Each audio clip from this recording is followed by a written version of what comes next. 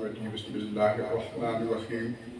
الذي خلق الموت والحياة ليبلوكم أيكم أحسن عملا۔ میرے بزرگ دوستو، اللہ رب العزت کا ایک دستور ہے کہ ہر انسان کو دنیا میں بھیجا ہے، اور دستور کا مقصد یہ بیان کر دیا ہے کہ میں نے حیات اور زندگی کو اس لیے پیدا کیا تاکہ پرکھوں کہ کون سا دنیا میں اچھا عمل کر کے آتا ہے۔ ہر چیز کو ایک مقصد کے لیے بنایا ہے، انسان کو بھی اپنی رضا کے لیے، اپنے رب کو پہچاننے کے لیے اللہ رب العزت نے پیدا فرمایا ہے۔ قرآن کے اندر آتا ہے کہ دنیا میں، قبر میں، قیامت میں، پل صراط پر، ہر جگہ ہر حال میں اللہ تعالیٰ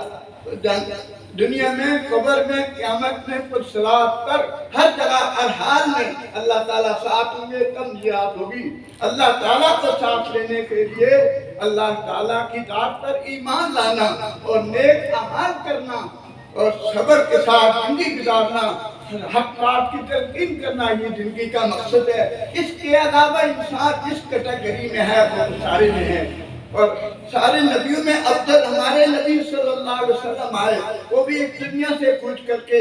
آخر بھی دنیا میں آیا، اس نے کوچ کرنا ہے جینے کے لیے دنیا نہیں ہے، دنیا مسافر خانہ ہے، جگہ جی لگانے کو دنیا نہیں ہے، عبرت کی راہ تماشا نہیں ہے، یہ دنیا دار امتحان ہے، اور اس امتحان میں انسان امتحان دنیا میں آیا ہے۔ آخر کہتے ہیں کہ جب انسان عالم روا میں آیا، پھر اس ماں کے پیٹ کے اندر آیا، پھر دنیا کے پیٹ کے اندر آیا، پھر قبر میں جائے گا، آخر منزل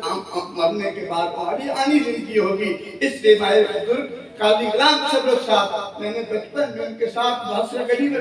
کٹھے رہے 5 سال، اور ایسی زندگی ان کے نمونہ میں نے دیکھی شاید کسی کے اندر کوئی کمی پائی جائے، اور آج وہ دنیا سے چلے گئے۔ 1 مہینہ پہلے میں ان کے پاس آپ کو یہاں قیام کیا، ماشاءاللہ بڑے اخلاق اور بڑے کردار کے ساتھ دنیا میں زندگی گزار کے گئے۔ اللہ تعالیٰ ہم سب کو ان کے نقش قدم پر چلنے والا بنائے، اور فرمایا کہ اچھے آدمی کی زندگی موت ہے، دنیا فرشتے بھی روتے ہیں، دنیا میں زمین پہ رہنے والے وہ بھی روتے ہیں، اس لیے ہمیں بھی اس دنیا میں اللہ ان کی موت پر، اللہ ان کی بخشش اور ہدایت کے ذریعہ بنائے، اور ان کے نقش قدم پر چلنے والا بنائے۔ وآخر دعوانا الحمدللہ رب العالمین۔